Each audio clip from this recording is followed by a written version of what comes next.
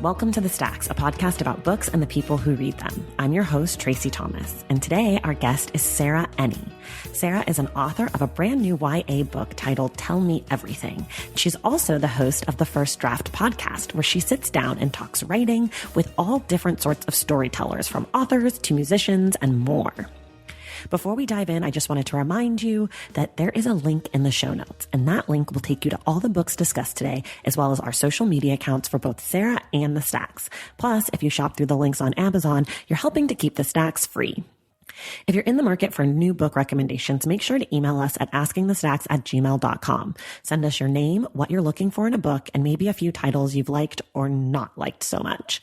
And my guest and I will give you a suggestion on the podcast in our Ask the Stacks segment. It's a great way to get exposed to books you might not have ever heard of before. So email us at askingthestacks@gmail.com. If you love this show and want to help us grow and take on new exciting projects, check out our Patreon page. You earn perks like our virtual book club and get to know that you're supporting a podcast you love. It's super easy, so check out the details at patreon.com/thestacks. Last thing, remember to subscribe, rate, and review to this podcast. Wherever you're listening to the show, click that subscribe button. It's super easy and it helps the Stacks grow our bookish community. And we all know book people are the best people. Okay, let's get to my conversation with Sarah Enni.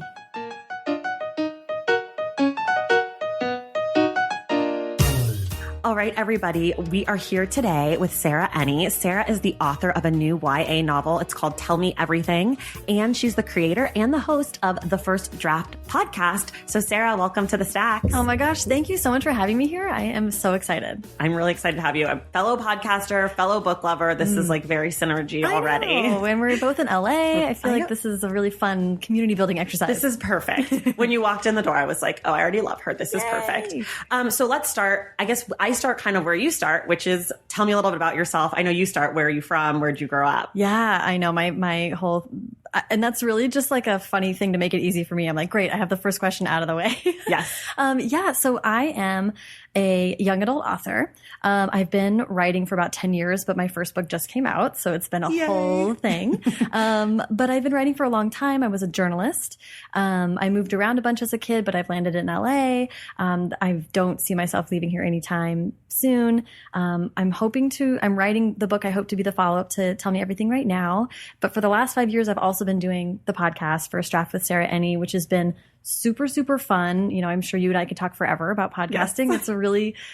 It's really cool. It's just a medium that I got fascinated by and I'm really interested in. And I love talking to people about their creative lives. So that's where people can find me every week in between books.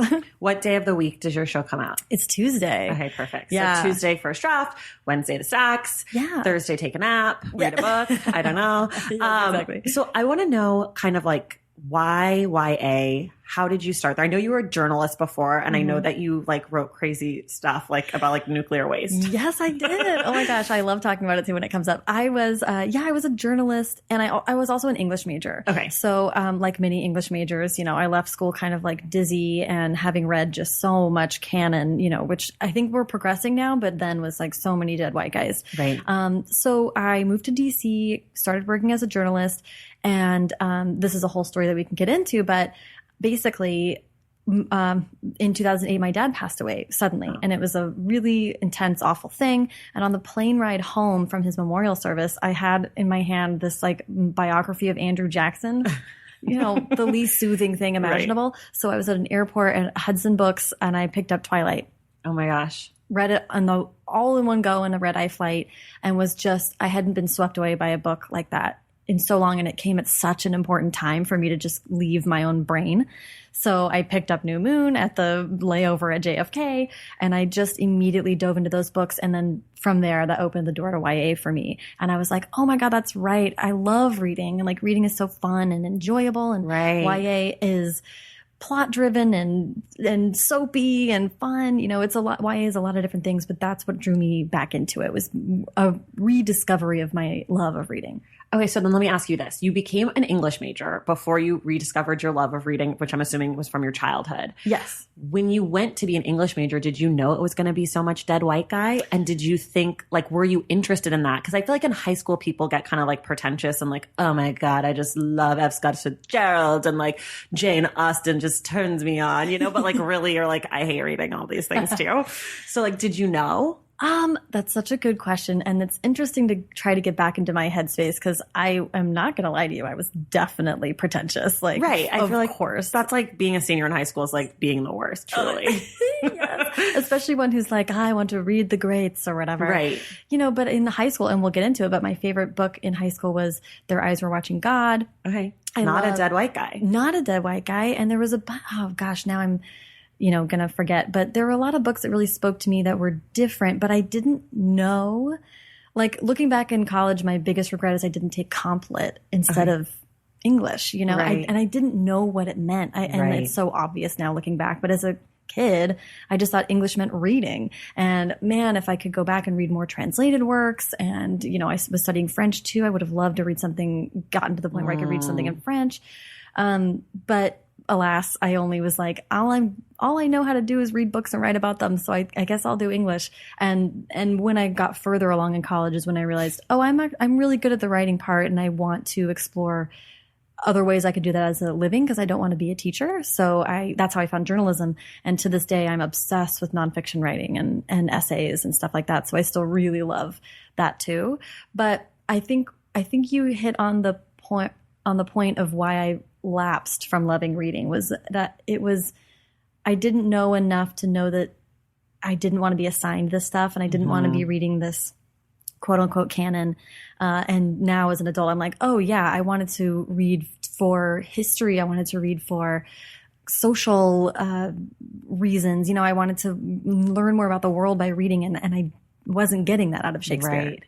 Were there any works from the quote unquote canon that you do remember loving or that you wish or that you would want to revisit or that you have revisited? I have revisited The Great Gatsby because the first time I read it, I hated it. Yeah. It was so boring. I didn't like it. But when I reread it, I was able to recognize his unbelievable prose. Like that did stand out to me. And like that final passage, you know, I haven't read it since high school because I also hated it. Yeah. To be honest, I would just pick it up in a bookstore and read the last page because that was like, whoa. It was like, oh, this man was a master of words. Right. But the book that I hated and have not revisited, nor will I ever, was Catcher in the Rye. Ugh.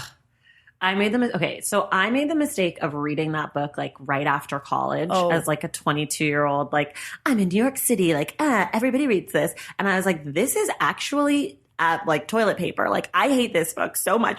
And I'm like big anti Catcher in the Rye because I'm big on hating books. I think it's fun. Like I hate when people are like, I don't hate any book because someone put effort into it. I'm like, it's okay. Someone could put effort into it and you could still hate it. Yeah. I have to be a little careful now because I'm in this job, but I agree with you because also, and I like hating movies too, because I think sometimes it's almost like you're still honoring it because you're thinking about it. There's like a joy in really hating something because it means that it did something to you. The worst is like I put a book down and I don't remember what it was called and who wrote it. That's like the ultimate insult from me. I was looking through this.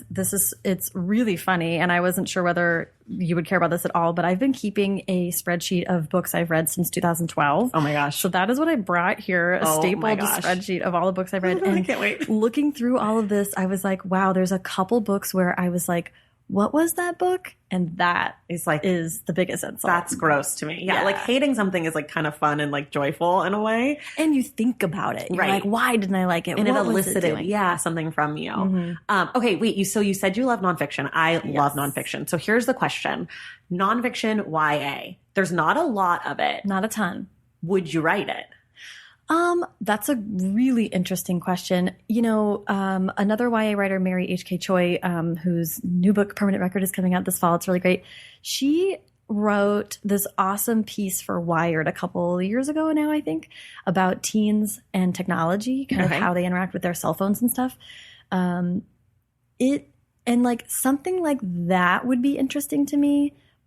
But other than that, I don't approach nonfiction as thinking about it as YA. I could see myself like being drawn to something that then involved young people, possibly, but off the bat, no. Okay, I was just curious. I've only ever read one YA nonfiction book. It was called The 57 Bus, and it's written by Dasha something. Put it in the show notes, and it's about this gender non-binary kid in the Bay Area in Oakland, which is where I'm from.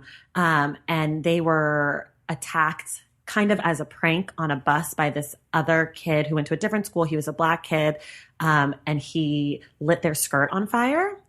And it was kind of like a joke, kind of like, and not necessarily a hate crime, but also, yes, a hate crime. And it became this whole big thing of like, what's going on here? And the kid whose skirt was on fire, Sasha, ended up like, it ends up being this whole thing. They end up being okay. Mm-hmm. And it's a really interesting book. It's about young people, but it's also written for young people. Mm. And I would barely call it YA, but it is a little YA. But like the thing that's nice about it is it explains a lot. It's like there's a whole section on like pronouns and like different gender identities and sexual identities and like sexual types of relationships and like what is bisexual versus pansexual versus like, and it was really interesting. And the story is insane and amazing. Yeah. So all of those things. And it's the only YA nonfiction I've ever read. And I know like that Malala book, there's like a YA version of it. Really? But I don't know a lot of books that are like written as YA nonfiction. That is, first of all, that book sounds amazing. It's really good. Really interesting. But that's such a good point that, you know, because even in my head, I'm thinking like, well, what makes something a nonfiction for YA or not? You know, and these are conversations that we have all the time about YA and what it is and isn't. But that's such a good point that I guess it would be more like teachable, quote unquote, teachable. You know, I really hate that word, but, and I guess that's why I don't think about it that way, because I've been reading nonfiction since I was a kid. Right, me too. And I am also, I mean, we're probably the same in so many ways, but in my head, I'm also like, I want to be seen as smart.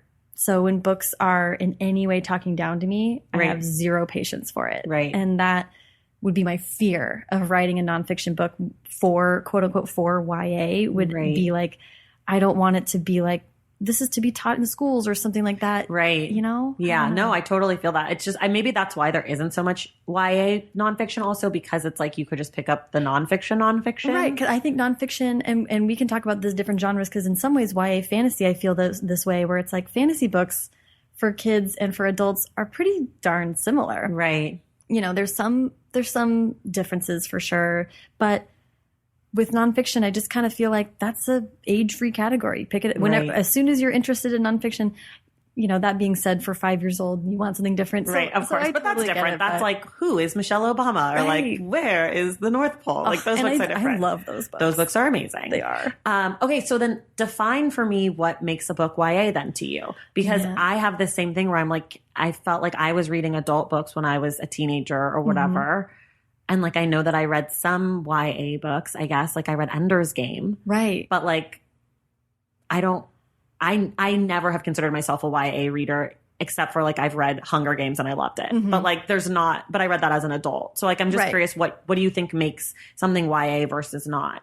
Well, it's a fluid thing, and it's a conversation that we in YA have a lot. And because it's so nebulous and kind of hard to pin down, to some extent, it's that Supreme Court nonsense of you know it when you read it. Right. Like there's some element of like tone, voice. You know, you have read Tell Me Everything, so you know that there is like my voice naturally is younger. Like it is a little bit, I don't know, you know, pop culture references. It's upbeat. It kind of skips along in a way that just feels younger. Mm-hmm. And so that's part of it. But there are other elements too about, to be honest, the theory that has come up recently in my brain that I'm kind of mulling over is like level of emotional connection to the subject. So a friend of mine was reading about young men during World War I, and she was reading like books written by young men serving in World War I, the poems they wrote in the trenches, all this stuff, which is like, you know, devastating and fascinating and beautiful. And she was like, well, this book that I'm writing about World War I could be YA. And I was like, I don't know. I don't. And again, you can see, I'm like articulating it and working through this thing, but I was like, I don't know. I think for YA, it's like The Hunger Games is about Katniss. Mm-hmm. You know, you're so in her mind, and it's about her emotional space and about her falling in love or not falling in love, even while all of this is going on.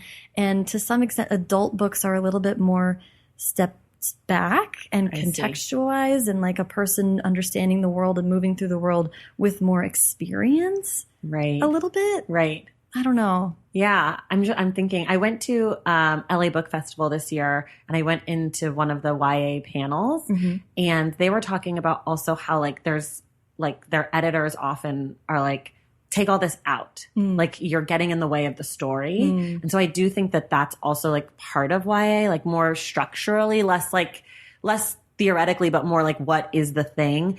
It's less descriptive. It's less like inner monologue. There's a lot more conversation. Whereas like if you pick up a book for adults, I guess, I don't know, we don't call it just a book. Right. I don't know. Right. Yes. But if you pick up that, it's like they could spend 8 hours on the library. Whereas I feel like in YA, it's like they get the library in a paragraph or two. Like you've got to like figure it out. Yeah. This is what I think makes YA and screenwriting actually Similar. a little bit more in step. Yeah. Is that, our editors are like, if it's in the book, it needs to be there for a reason. There's a lot of like interrogation about what you're trying to do, what's there. And I think in adult fiction, editors give a lot of leeway, and it's a lot of like, you're the artist, you're whatever. And YA is a lot more like, write a book a year and make sure it moves, So it's interesting because I'm interested in writing screenplays too. And I feel like I'm well served by coming from that background. Totally. Because you're creating a story with not as many words. Yeah. Pare it down. Yeah. Make sure you can defend everything that's in there and that you really know. Basically everything in a YA book has to do like 10 jobs at the same time. Right. And that's very true in screenwriting. Right.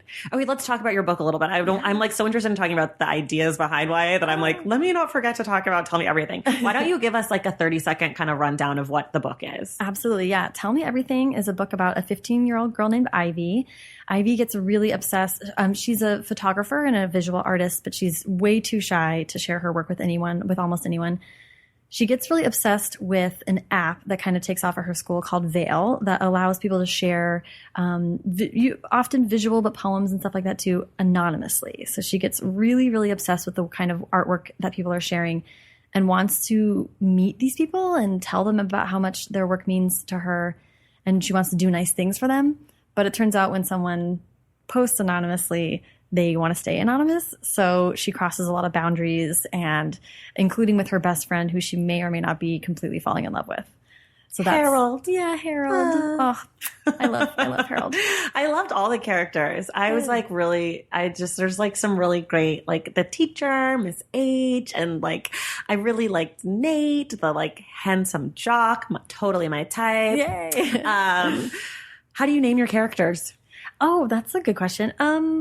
A lot of characters in this book are just blatantly like my friends' names. Just love it. Throwing it all into a hat kind of and picking out words at random or names at random. But I'm actually not very precious about names. I will kind of like be in the moment writing something and then let a name just kind of fall out of the sky. And if it feels right, then I go for it. Okay, that's fair. Yeah. So in the book, you're dealing with like some age-old issues of like, identity and like sexuality and putting yourself out there and that sort of stuff. But then you're also kind of dealing with like a very specific thing, which is like teenagers and social media and like what your online persona means to your real life. Why was it important for you to kind of go there?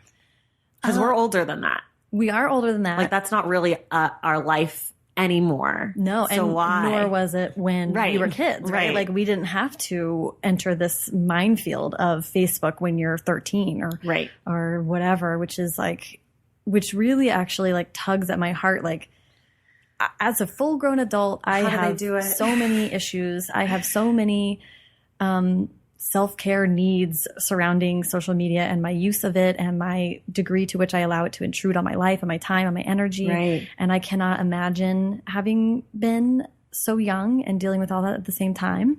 It's really challenging. So I do comes out of an effort to put myself in that position and to really consider what it would be like to be, especially a young artist who is so sensitive to the world and wants to share their work and their love with the world, but like getting knocked down about your work when you're 16, like, ooh, that cuts you to your core. And for it to be done by strangers on the internet, like, holy cow. So I don't know. I'm fascinated fascinated with technology, but I would say in my general life, I'm an optimist. When it comes to technology in Silicon Valley, I'm a fatalist. Okay. I am a total oh, we're all going to die. Robots are going to kill us all. Sure. No one in Silicon Valley knows what they're doing or is thinking about consequences. So I'm obsessed with consuming articles about that. I love the TV show Silicon Valley. I really obsessively kind of look like I'm peering in from the outside and being like, you're all crazy and you're going to kill all of us. But so that's a lot of my anxiety is all over this book. But what does it mean? In this book, the villain of this book is a man named Rake Burmkazerg, who created the app Veil. That's an anagram of Mark Zuckerberg. Oh. And he is sort of the outlet for all of my anxiety about the fact that people that are creating these systems may not be ready to take accountability for it, may not have considered how their creations could be used for ill. Right. I put all of that kind of into him. It's so interesting that you say that he's the villain of the book, because I heard you say that on another interview and I was like, oh, I guess he is. I don't really think of him as being the villain. I kind of just think of him as existing. But I guess that's the same as Mark Zuckerberg. Right. Mark Zuckerberg doesn't really factor into my thinking about social media necessarily, unless something happens and then he kind of pops up. Right. So it's interesting that you said that. And then he's sitting in front of Congress and you're like, that's the guy. You're like, this guy. A billion. I just rewatched The Social Network recently and was gosh. like, So I'm right at that age where I went to NYU. So I was the first group of people to have Facebook after Harvard. We were that first, there was 10 colleges or whatever. And so Facebook has been in my life now for I think I just had my 15-year anniversary or something crazy, which for most people is you probably had Facebook maybe 10 years or if you're younger, maybe you've had it for 8 years or something. But I feel I've watched the whole Facebook thing. And as it shows you, these are your posts from 15 years ago, there were no status updates. There was no pictures. It's so different to see how these things grow and change. I was thinking to myself reading the book, I'm I wonder what Veil would be in 10 years. So interesting. How it would work and how people would interact with it and if they would. And because the anonymous part of it, I feel as I think about how social media is now, feels no one would do it. Oh, that's interesting. Because so much of social media is how can I get people to my SoundCloud page? And I want credit for this and I want to parlay this into a job at BuzzFeed and all of that.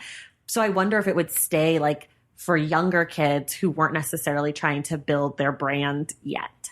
Well, that's that's so fascinating. You really picked up on a lot of the kind of, I don't know what the word for it is, but when I was creating this app for this book, right, I guess you can kind of see in there that I was if I was going to create an app, what would it be? And it's anonymous. It's hyper local. So on Veil, the app in this book, you can only see things that are posted from people within 5 miles of you at any given time. Right. So it was really me kind of creating a social media system that would try to undo or subvert what is exactly what you're saying. Most things are how can I become a name? I want to be known for this. I want, all these followers or whatever. And Veil is also, you can't comment on anyone's thing. You can't like or dislike, or I guess there is a system of that. But it erases after a week or at the end of the week. That's right. That's the other important part about Veil. On Sunday night, the entire feed is eliminated and it starts all over again. And that was really purposeful.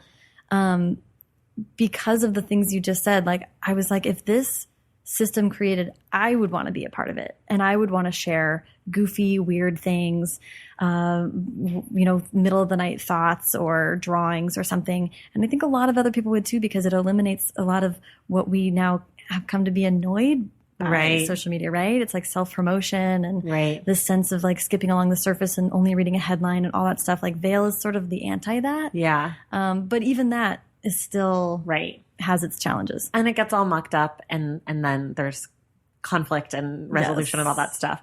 I do want to ask you about Harold. So I did not pick up that Harold was Black. Okay. But I heard you say that in an interview. Yeah. So I'm curious why it kind of wasn't really explicitly talked about. Because these kids are they're going into their sophomore year. They're in their sophomore year. Harold's super overachievery. He's really already planning for college, which I'm Harold, my guy. I know. But I feel I just am curious why it was more not as overt.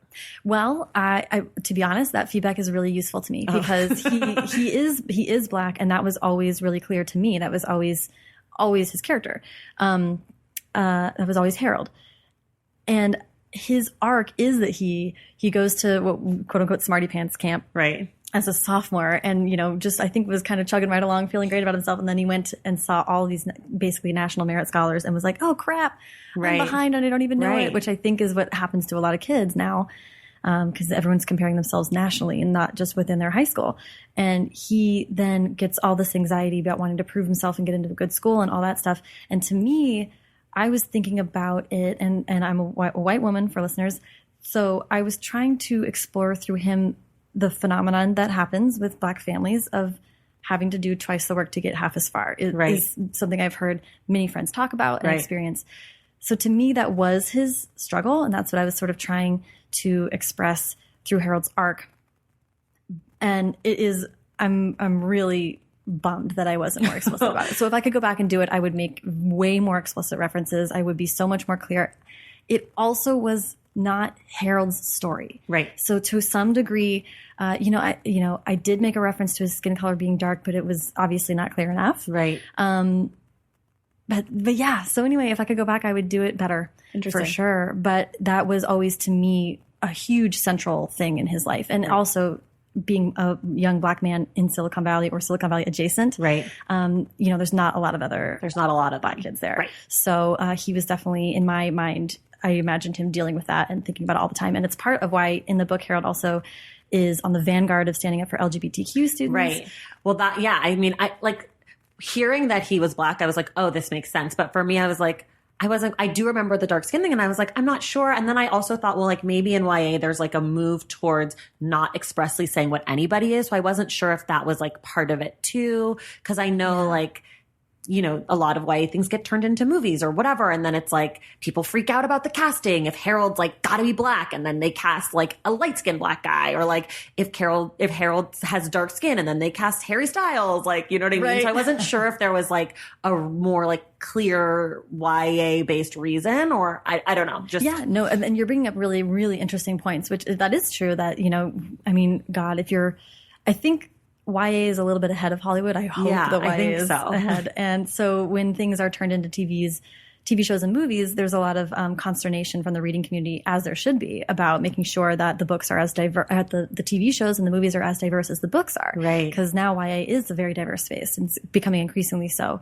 So I definitely wasn't thinking about that. It really was a misunderstanding of how it was going to be read, to be honest. Also, my mom and a lot of other readers thought that Harold was Indian American. That's what I thought too, possibly. Yeah, and also that's, Silicon Valley, that makes sense. Right. So no, I think I'm happy to talk about this because I really think that there's a lot of value in hearing authors be like, well, that's one of the things I would definitely change. That's so interesting. Yeah. Most authors don't say that. So good on you for saying it. I appreciate it. I think that's super interesting. I want to talk about the podcast. Oh my God. Feel like there's like a million things I want to talk to you about. Yeah. Okay. So your podcast is called First Draft.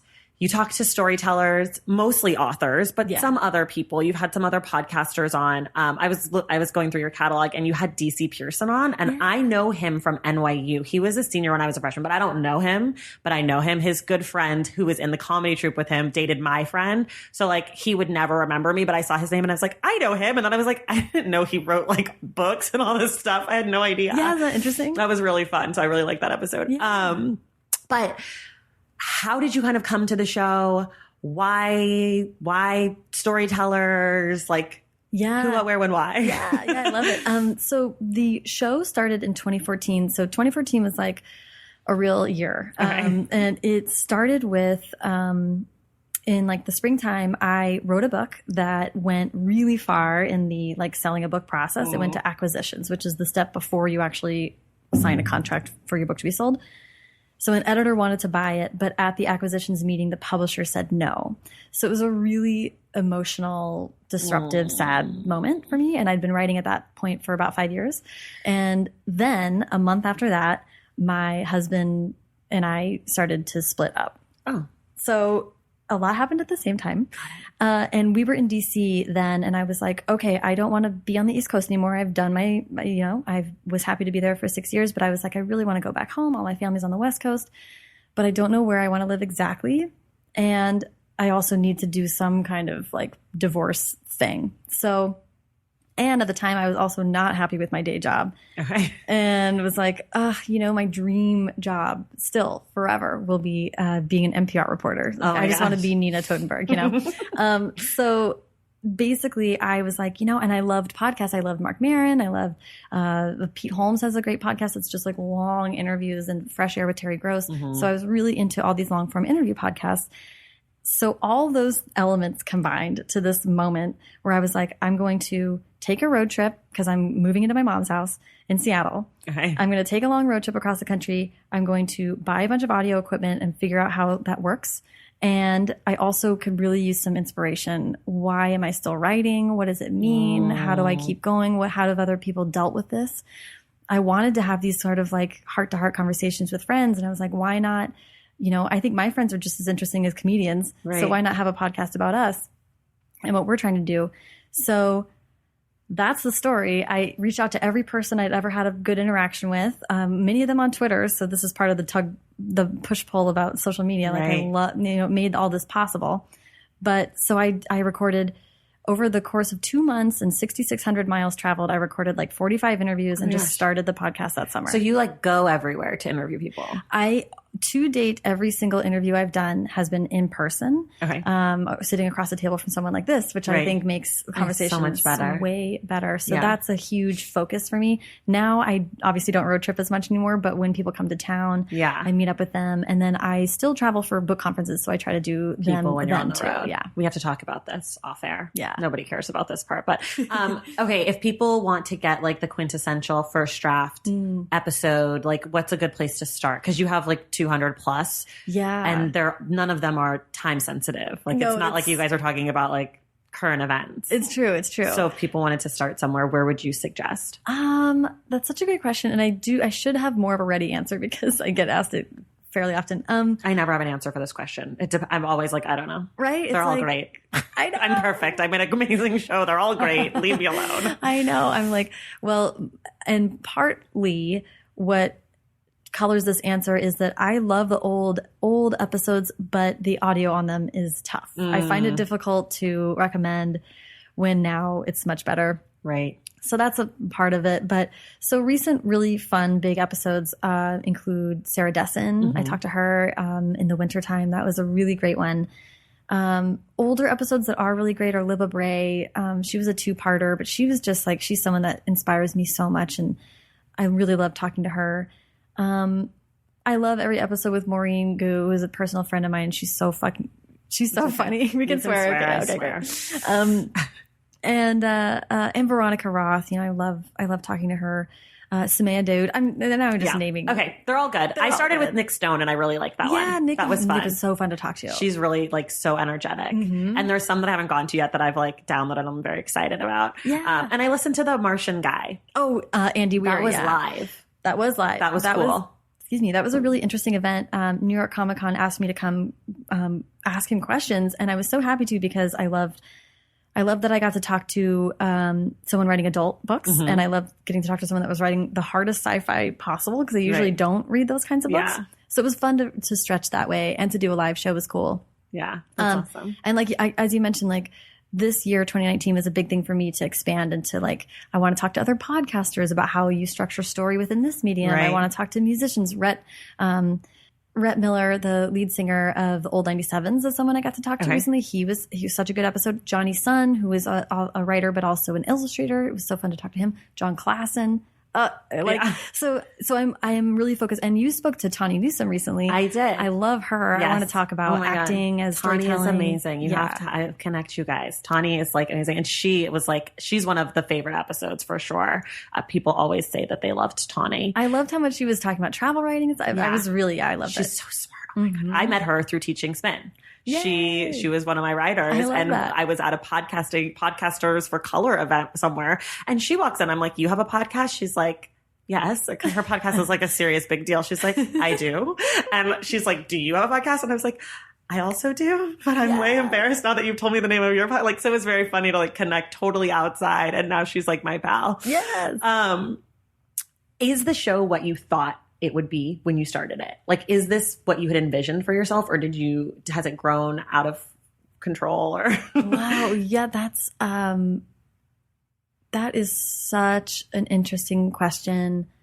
I had no idea what it was going to be. I really don't think I put too much on myself, but also I'm not the best forward thinker. I wouldn't say. I'm a little bit in the moment sometimes. So I guess it's been 5 years now, and the show is like still not making me any money. So right. I'd like to work on that. Yes, of so course. that's something I'm working on now. Yeah, right. That's like the forever thing with a DIY project of love kind of thing. But I think it's way bigger. I think it's way bigger than I would have thought. And also I'm 5 years in and I'm still enjoying it. Yeah. I don't know if I ever could have foreseen that. Yeah. So I also am like, gosh, this medium I like so much. I think maybe I want to look at other ways to explore podcasts or storytelling through podcasts or stuff like that. So I don't think I expected it to be, and it also saves my sanity. Mm-hmm. Like writing books is like, years long. Right. It's, and like, even, talking about script writing, any of that stuff that I want to do for a job is like really tough. But the podcast is a whole different part of my brain. It happens every week. I control every part of it. So that's been like a total lifesaver. Right. That's awesome. Valentine's Day is upon us, and I've got love on the brain. Love for books. Duh, of course. Hello. Did you forget what podcast you're listening to? I love bringing you all great reads, exclusive author interviews, and behind the scenes book gossip. But I can only do that with your support over on Patreon and Substack. Our Stacks Patreon community, also known as the Stacks Pack, is where you can go for book club meetups, a private, very active Discord, and a year-long mega reading challenge to help you achieve all your reading goals. Plus, you also get that monthly bonus episode. Now, over on the Substack, you can subscribe to my newsletter, Unstacked, where I keep the book conversations going. I also give you a healthy dose of sports and pop culture, definitely some hot takes happening over there. And again, that bonus episode. If you don't have a few dollars to spare, don't worry. There are free options on the Substack and the Patreon to get you a little extra Stacks magic. Making this podcast is a total team effort, and by supporting my Patreon and my Substack, you allow me to support my amazing team that makes the show possible every single week. So if you or your friends are looking to meet other book lovers and support this indie podcast, come hang out with me on Patreon, Substack, or both. I would love to have you. And since we're talking about love, you can gift subscriptions to the Patreon and the Substack for that special reader in your life. For the Stacks Pack, head to patreon.com/thestacks. And for the newsletter, head to traceythomas.substack.com. And also, there are links to both in the show notes. Okay, see you in the Stacks. Okay, we're going to shift gears a little bit. So we do this thing on the show called Ask the Stacks, where people send in an email for a book recommendation. Ooh. I haven't told you about this at all, so surprise. I'm ready. And this one was really out of my wheelhouse. We'll see how you do. It's from Michelle P. And this is all Michelle said to us. Okay. I like thrillers, detective and crime dramas, especially anything that's a series. And then she gave us a few book series that she likes. So she likes Dean Koontz, the Jane Hawk series. She likes James Patterson, Women's Murder Club. She likes Kate White, Bailey Weggins series. I literally didn't know any of those things. I've heard of some of the authors. Michelle, I'm so sorry that you sent this to me because I just don't know. But these are like the three thrillers I know about. One is Tana French. Yes. She does like a whole series. I read In the Woods. I always want to call it Into the Woods, but that's a musical. It's different. It's In the Woods is what she wrote. And I read it and I think that I liked it because I remember it, but I read it years ago and I've never read any of the other books, but people love her. So Tana French.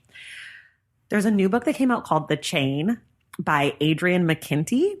And I haven't read it yet. I have it. And I actually really want to read it. It's about like kidnapping families that like kidnap kids, and like to get your kid back, you have to like kidnap another kid or something. And apparently it's like thrillery, but also like pretty corny, like enjoyable thrillery. So I'm kind of interested in that because I feel like I might think that was fun and not too scary. That's interesting. And then the other one, which I haven't read, but I've seen the movie, is Mystic River by Dennis Lehane. I've heard it's amazing. I've heard it's like fantastic writing. I don't think it's part of a series, but I know he's written a lot of other books. So those are my suggestions.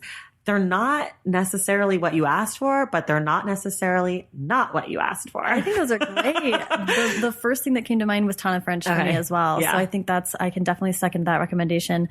And I like to think of a lot of lady writers in this category. I think there's actually been a ton of women writing smart, awesome, thrillery stuff lately. Obviously, Gillian Flynn comes to mind. Right. I'm sure that I had that, and then I was like, "Is that too obvious? Is that too obvious?" but it stands, Michelle. Right. If you haven't read it, you really should. I especially liked Gone Girl. I know other people like Sharp Objects better, but I really liked Gone Girl. I liked Gone Girl. Yeah, I'm like, maybe it makes you basic, but it's really good. Station 11. Okay, I love that book. Did you think that was thrillery? I haven't read it. Oh, it's so good. It's not thrillery though. It's like it's like literary apocalypse. It's amazing though. Okay. She has a new book coming. Ooh. Emily St. John Mandel, I think is her name. What a name. I love that. Yeah. What is that series that was called the Something Ladies Detective Agency that was made into a TV show? I don't know. But I'll find it. Sounds like it's in that wheelhouse. And I do know that my mom was obsessed with the TV show. Okay, I'll try to find it and put it in the show notes. I know there, and you know what? I'll just speak to some YA that she could check out if she wants. There's an author named Kara Thomas who wrote a book called The Cheerleaders, and forgive me, Kara, I'm missing the name of your other book, but Kara writes thrillers and they're smart and really good. Okay. The Cheerleaders is about that phenomenon that happened in upstate New York. You might have heard about this back in the day. It was like a case of mass hysteria where a bunch of cheerleaders they sort of had, what's that syndrome where you kind of can't control your speaking?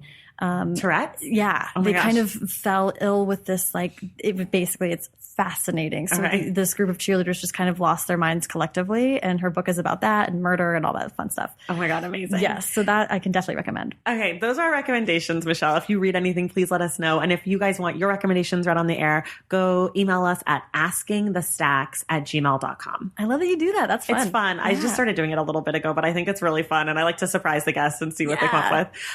Okay, so now we're going to transition to the Stacks questionnaire and questions for you. So we always start with 2 books you love and 1 book you hate. Man, these questions are always hard, right? I know. Favorite books.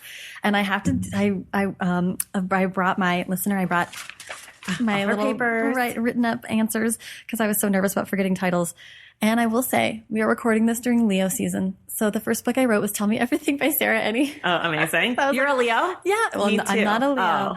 Although, like, almost all of my friends are Leos. There you go. So what are you? I'm a Gemini. Oh, interesting. I know. Sagittarius. Gemini, Leo, I feel like is not always. Not always like, I wouldn't think that you would have lots of Leo friends. But I'm a Taurus moon and a Sagittarius rising. My husband is Taurus. I love all Tauruses. So that must be it. I hate that I love all Tauruses. I'm constantly falling in love with Tauruses. And they're not ideal for Gemini. Got it. But that's okay. Obviously I love them. So anyway, I was like, I'll just say my book because I want to encourage people to remember that they love their own work. So I wanted to throw that out there. But besides my book, I have 2 titles that I think will give you a sense of like the range of books that I kind of really love. I said The Lord of the Rings by J.R.R. Tolkien and The History of Love by Nicole Krauss, have you read that one? I've not, but you're like maybe the 5th person to include that in one of your 2 books you love. It was phenomenal. It's just, she's a poet and you can tell when you read it. Yeah. My writing style isn't that way. Mm-hmm. So whenever I see someone, and Catherine Valente is also this way, you read their books and you're like, it's just the structure, sentences that stop you in your tracks and you have to reread them in the moment. Like, when you find a book like that, you really sink into it. And Nicole Krauss's first book, The History of Love, was assigned for me in college. And I just remember laying in bed and reading it and then going back to the first page and reading it again. And I never do that. I love that. Yeah. I should have asked you this before. We're going to pause on the book you hate. Do you have any author that is on your dream interview list? Oh, so many. I mean, Catherine Valente and Nicole Krauss would definitely be on my list. Tolkien would if he was alive. Right. I have I have a ton. John Ronson. Oh my God, I would love to talk to him. That I want to read. I've read Psychopath Test, but I want to read Publicly Shamed. Oh yeah, you definitely should. You should also. I want to do that on the show. I'm saving it for someone to pick it one day. Ooh, you should also read Them. Okay. Adventures with Extremists is fascinating. Oh my God, that sounds like me. Yeah, and actually, the Psychopath Test will come up later. Spoiler. Okay. Oh my gosh, other dream guests. I got to N.K. Jemisin. Are you kidding? I would. That would be a difficult interview because I'd have to keep my cool. That's exactly right. Yeah. So that she comes to mind because I was lucky enough to moderate a panel that she was on at BookCon in May, and I really had to be like, Sarah, get your professional game face on. Oh my gosh, that's amazing. Yeah. Okay, book you hate. I hated A Little Life. Interesting. Talk about why. By Hanya Nagagihara, and I apologize, I probably didn't say that very well, but I want to give her a shout out because she did write a beautiful book. She wrote a beautiful book. It's difficult for me to express how upset that book made me. Go on. Try. It was, first of all, I found it interesting and odd that this woman of color wrote about I believe, they're not all white, the four main characters, but they are extremely wealthy. Yes. If not at the outset, they become wealthy. And that sort of gets tossed aside. So class is sort of immediately dismissed as an issue. And it ended up, I guess I'll say, and I guess I don't want to spoil this book, but I don't know, it doesn't matter. But I didn't find the sexual trauma explored in that book. I was like, why? Right. It went so far. Right. And it was so graphic. Right. And extended. I mean, honestly, for any reader that's looking into that book, you really should know before you start reading it, because it would be very upsetting if reading that kind of stuff was upsetting to you, because it was really intense. And I, 3/4 through the book, I spoiled myself for it. I never do this. I went online and was like, I have to know what happens in this book because I have to know if I need to finish have to believe that this is worth it. Right. And when I read the ending, I set my laptop down and then picked up the book to throw it against a wall. I was I cannot believe that that's how this book freaking ends. Wow. Okay. So I read the book. I read it in a week. I read it very quickly. Everyone told me it was really sad and I was going to cry. And I was like, I don't cry. This is not who I am. This is not my brand. There's a part of the book that's called the happy years. And I text my friend, I go, well, here's the thing. I know these years couldn't possibly be happy. And he's like, because that's not this thing. He's like, where are you? I'm like, I don't know. I'm at the start of the happy years. I know it's a lie. I appreciate the writing. I really appreciate the writing and I appreciate the storytelling. Mm-hmm. She wrote the shit out of captivating. This book. Oh yeah. Totally captivating. And you can't put it down. Literally everyone that they couldn't put it down. Yeah. Whether you loved it or hated it, you read it in a week. Yeah, I read it in a week. I was in Thailand with my best girlfriend. I kicked her out of our room so I could take a bath and cry because of course I started crying towards the end. Of course. But my big gripe with the book is that it's touted as this gay novel. Mm-hmm. And I'm not gay. I'm heterosexual. I'm a woman. It's not really about me, but I do find it a little strange that the great American gay novel is about two men who neither of them admit to being gay. Right. I think that's weird. Right. And I don't know that that's necessarily fair to people who are proud and out. I think if the great American black novel was written about people who were passing as white, I would be like, wait, what the fuck? This is not the black experience necessarily. And of course, I'm not saying it's not an experience, but the idea that this book is being touted as that is weird to me. Yes. It felt like a lot of pain for pain's sake. You just summed it up really well. Pain for pain's sake is how I ended up feeling about what was expressed in that book.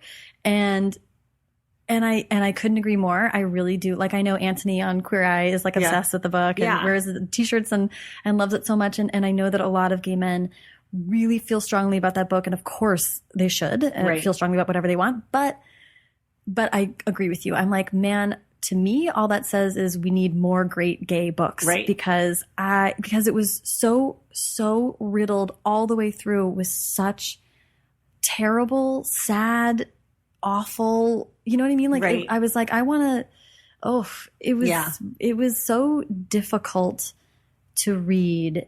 And I didn't feel and this is something that I've discovered about myself as a reader.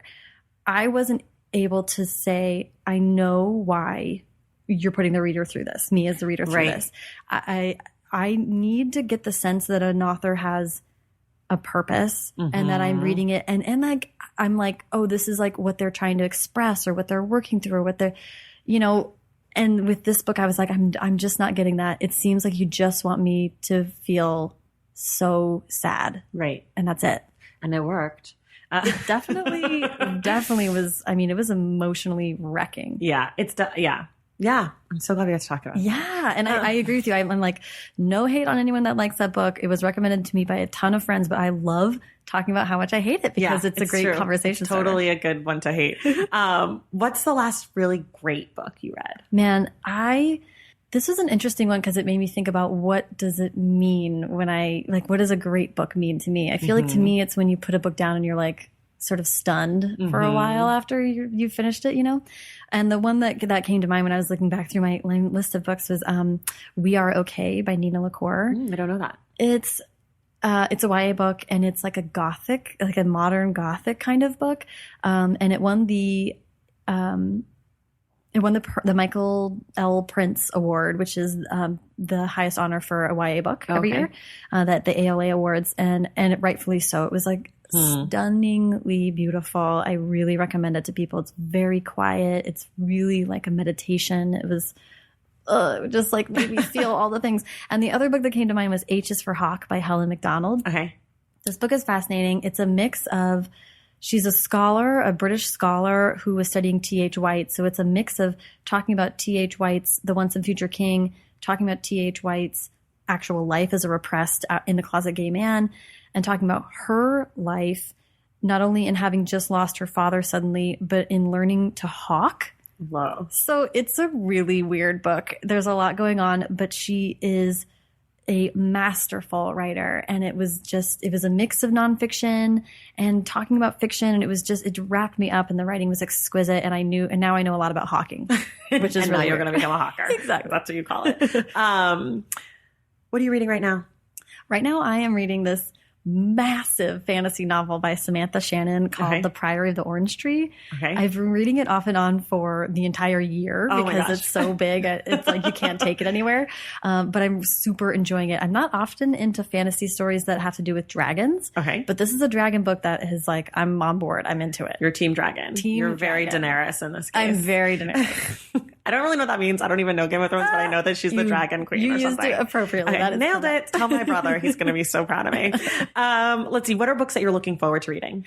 Oh, this was such an interesting one. Oh my gosh. And speaking of George R. R. Martin, I was like, Winds of Winter. Is that the next one? That's the one that he's been writing for like 10 years or something. And God knows if we'll ever see it. But if I have read all those books, so I would be very interested to see how he ended the story because I was not satisfied with how the TV show ended. Also, Veronica Roth, aforementioned Veronica Roth, is coming out with an adult novel called The Chosen Ones. Super excited for that. And literally anything that Catherine Valente writes for the rest of her life. Okay. That's like your ace. Yeah. She's your one. What's a book that you really like to recommend to people? Oh, this was such an interesting one. First of all, The Passage by Justin Cronin. I recommend a ton. It's he is an MFA. He's a professor of what am I trying to say? He teaches people to write. Okay. At Rice University. And so he has a really beautiful writing style, but The Passage is basically a zombie novel. Okay. So it's it's like 800 pages and it's just like so well written and juicy. And it really is another book that swept me away when I was having a hard time and I was so grateful for it. So I recommend it to a lot of people because it really moves and it's well written and is zombie book. So who doesn't love that? Me? Well, you might. I don't know. I say that I don't like that, and then I feel like if it's good, I like it. Yeah, I like a good book. I think especially like beach read, like you want to bring one book for like traveling or whatever. That's a good one, I think. And then I also Tiny Beautiful Things by Cheryl Strayed. We did that on here. I mean, so good. I love that book. I've sent it to people who are having really awful times. I read it post-divorce on that road trip and it was just like, crying rivers. I mean, one of your questions is about recommending books for kids to read. I'm like, make sure everyone in high school reads that book, right? Just like a lesson in empathy. Yeah. So good. Have you read Tell Me More by Kelly Corrigan? No. Okay. It's kind of in the similar vein. It's a little bit more about grief. and it's like the 10 things I'm learning to say. And like, of course, like some are like yes and no, but some are like, tell me more, or like, I was wrong, and like that kind of stuff. But it's kind of, it's a little bit different, but I put them similarly and they both made me feel things, and I wept. So if you want to weep, you said you lost your father. I did. So I did too. And I was in 2012 for me, and reading this book, I was like, because she loses her father like right away in the book. It's about, she's like a writer. She's like an Oprah person, I guess. And then she's writing this other book, and then her father and like one of her best friends both pass away. So it kind of like changes. And so they are kind of part of the frame of this book, but the real frame is this tell me more thing. And anyways, it's really good. That sounds like it's so 100% up my alley. It's so good. Okay, let's see. What's the last really good book that someone recommended to you? Uprooted by Naomi Novik. I don't know. Have you heard about this? No. I know you're not a big fantasy reader. No, but I'm not. This one is a one-off, and it's shorter than the typical like massive fantasy novel. So I would still recommend it. Okay. And also, it's fantasy, but it's kind of towing the line of like sort of fairy tale feel, and also women's fiction or romance. Okay. Like, it's like juicy, it's sexy, it's I just like, it was another book where when my two friends who live in New York were visiting me, and I was like, I can't hang out with you for the next hour because I have to read this book. I was like, I'm not going to get out of bed yet. I'll see you guys in an hour. I love that. Yeah, I was like breaking appointments to read it. It was so good. And that was recommended to me by a bunch of people. But I'm trying to think about, and H is for Hawk was recommended to me by my friend Sandy London, Alex London, and also The Bear and the Nightingale. See, I'm a big fantasy reader, so a lot of these aren't as applicable to you. No, that's okay. They're not for me. They're like, I feel like my listeners run the gamut, and sometimes I think they get annoyed with me because I'm like, read this intense book about incarceration, and then it's so nice to have someone come on and be like, read this YA fantasy book. Yeah. Like, do you want to have a beach? People are like, what should I read on the beach? I'm like, I don't know. Any book you read on the beach is a beach read. And you're like, read this book about zombies. So it's like perfect. I'm so excited. Oh, good. Plus, I could use some lighter reads sometimes. I know. It's good to mix it up. It really is. I think it helps. You read a lot because you read for your show and you're a reader. Are there things you wish were different about your reading life? Oh my gosh. I both wish that I read faster and that I read slower. Okay. I was talking to a friend of mine, Stephanie Perkins, recently. She's another writer, and she was talking about a class she took in college called, I think it was just like the art of reading or reading like a writer, I think it was. And she was talking about how all the stuff you had to do for that class of like reading what you're reading and then taking notes about the sentence structure, why they did that. It sounded like now she reads really slowly because she reads that way and she really absorbs and learns from the books that she's reading. And part of me is like, man, I wish I did that. Right. I think I'd probably be a better writer, but at the same time, I want to read everything. Right. So I wish some people really can read a book in a day, and I'm like, what a dream. Yeah. It's gotta be short. Yeah. I also, when I'm reading, sometimes I'll go back and like on Goodreads, they'll have quotes, right, from the books. And I'll be like, that was in that book? Like, I don't remember. I never remember things from books. I remember the feeling I had and characters. Yeah. But I'm not like, that one line or something. I never remember the lines. How do you read so much? Like, what do you do to make time for reading? Well, I don't sleep very much. Okay. So helpful. It's like, so the pattern that has appeared in the last 2 years, which I need to address, is typically if I'm on a real big reading binge, what it means is that when I go to sleep, I read this book for a couple hours. Then I wake up 3 to 4 hours later, meaning like 2 or 3 in the morning. And I'm like, oh, well, I guess it's time to read. Like, gee, I can't go back to sleep. I guess it's time to read. And then I read until the sun comes up, and then I go back to sleep and wake up so this is like disordered sleeping. Like, this is not a good But pattern. You do most of your reading like in the night, overnight. So it's kind of like, it's interesting because then people will be like, how do you do all this? And I'm like, well, I guess I do it when everyone's sleeping. But that does mean I'm not sleeping. So you're not sleeping. It messes me up. So that's not great. I got to figure it out. I don't love that for you. I agree. I don't love that for you. And then what ends up happening is I'm trying earnestly to read out in the world, and my body's like, so we're sleeping now? Yeah. It's bedtime. Gotta go. You're like face plant and your coffee. It's not great. Are there books that are there genres that you avoid? I've heard you say fantasy that you love. I've heard you say things that you really like. What about stuff that you're like not into? Yeah, this was I liked considering this question because I am a really wide reader. I definitely read widely, and that's something that like am invested in continuing to do. Right. But I guess I would say definitely when it comes to like hard sci-fi, you know, I don't care about math. Right. You're not into the sciencey part. Not the sciencey part. You're more much character-based, emotional. So I don't tend to get too drawn in by really hard sci-fi stuff. Got it. Last book that made you laugh. Oh, Red, White, and Royal Blue by sitting Casey right McKissick. behind you. I haven't read it yet. I just picked it up. Okay. Talk about beach read and mixing it up with lighter stuff. Are you doing it for an episode or just whenever? No. Man, I really dug that book. It is goofy, and my friend Maureen Gu and I are very snobby about comedy. I don't know why, but we are. We consider ourselves to be very funny. And you had Tawny on. I've done a bunch of improv too, so not that makes me an expert, but this book made me laugh out loud. Oh, I love that. And genuinely. And that does not happen a ton with books, you know? It's hard for a book to make you laugh out loud, but that book cracked me up. Yeah. Okay, what about last book that made you cry? I'm an easy cry. So I will say that given that, there was two that really stood out to me. And one is Look Both Ways by Jason Reynolds. That book is coming out in October. And it's middle grade. I think it's his first middle grade. It's like a series of vignettes. It just is like just heartbreaking, and he's such a good writer, and it was just little moments in these, you know, short stories can be so evocative, and he really used that format to just like pull you in and make you feel all the things. And then How High the Moon by Karen Parsons. So interesting because these are both middle grade, and I'm not a big middle grade reader, but I read them for many reasons, but one of them being that they were on panels that I was doing at BEA.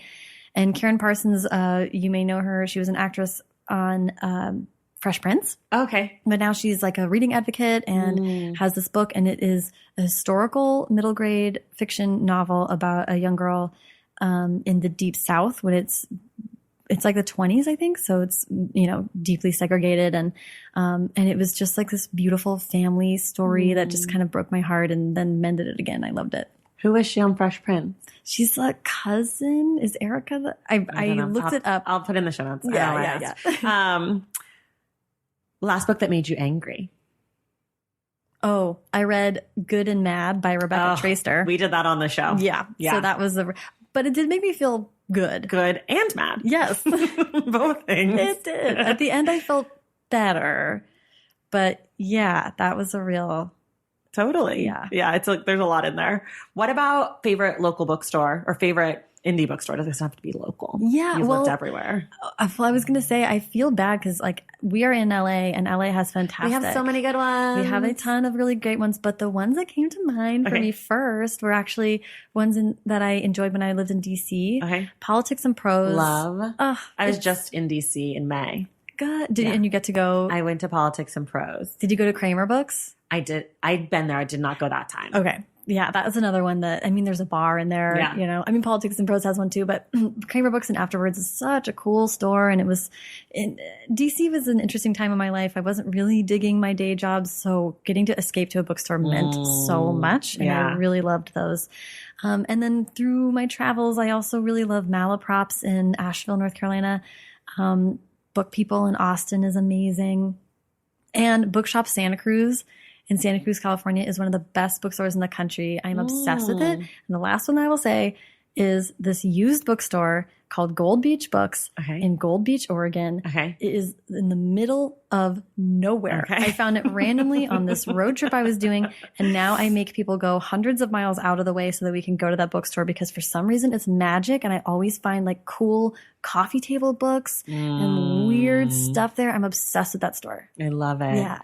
Okay, Enni, you're an English major, so you've read all the books ever written. Yes. Any books that you're embarrassed that you still not read? Oh my God. I was like, where do I even start? 100 Years of Solitude by Gabrielle Garcia Marquez. I haven't read that book. I picked it up 9,000 times and I've gotten to page maybe 10, 9,000 times. Right? I can't get into it. I don't know. I wish I could download it into my brain. I'm for some reason but yeah, I'm embarrassed I haven't read that. And more Dostoevsky, I guess. Yeah. I mean, right. I'm like, I don't know. What about a favorite book assigned to you in school? Their Eyes Are Watching God. Oh, right. You said that. I loved it. it was another one where I finished it and then I was like, oh, I think I want to read that again. And I just picked it right back up. And that did not happen in high school. You know, who had time to be reading more than for. I didn't even read in high school. I would like read parts, but like, I don't like this. Really? I mean, some of the books I read and I liked, but most of them I didn't. But I have gone back and reread books that I was supposed to read in high school. And enjoyed them, or? Well, one of them I talk about a lot on the show was Thought About It, the autobiography of Malcolm X for an African-American history class. I was like, I don't want to read this. This is huge. And like the beginning's kind of slow, especially if you're 17. And then I read it at like 22 and I was like, this is only the greatest book ever written. Like, what? Someone assigned this to me in high school? Like, are you kidding? This book's amazing. Yeah. So that was one. I went back. I guess I can't remember if I went back and read The Great Gatsby or if I actually read it in high school, but I know that I've read it. I don't remember much. What would you assign if you were a high school teacher? Okay. This was a interesting one. Because like we said, Cheryl Strayed, I just felt like, I don't know if you feel like this. I felt very personally attacked by the advice columns in like Cosmopolitan magazine. Yes. Or like YM or whatever those magazines and I think they've reading. changed. I think they're different now. But yes. But I think we're around the same age. Yeah. I graduated high school in 2003. 2004. Yeah. I was going to say I also had Facebook way back. But that time frame was rough. And those almost like Dear Abby type of things for teenage girls were really like interventionist. It was like, you have to tell your girlfriend that her boyfriend is bad for her. It was like so much latent misogyny and self-hate and self-loathing. So Cheryl Strayed, the fact that was structured like an advice column and that it was so radically different was really healing to me. And that's what made me think about it in the context of high school. It's like, if you know, it's advice, give or take. But I feel like that is a good thing for young people to be exposed to. And then I also said The Hate You Give by Angie Thomas, because YA is, you know, I'm so happy that YA exists now for kids that are in high school, because it's a great alternative to Holden Caulfield, who hasn't been relevant for maybe ever. So The Hate You Give is like not only for kids for whom that isn't their experience, it's important to read. And then for the kids who relate to it as their lived experience, even more important to see that book on the shelves, and that it's a #1 New York Times bestseller for like 2 years. You know, that's so crazy. Such a huge, cool deal. And then the last one I'll say is Bad with Money by Gabby Dunn. Oh yeah. Just as a practical. She's another podcaster. Yeah. Actually, she knows Tawny. I met her at Tawny's New Year's party this year. New Year's Day. It's very casual. It's not cool. It's not like late night, like partying. No, it's like, anyways. You know how us podcasters party. We really these get really down. big, these big, you know, 11 to 2 in the afternoon parties. I got to go back to reading. Anyways, let's see. Last one. If you could require the current president of the United States to read one book, what would it be?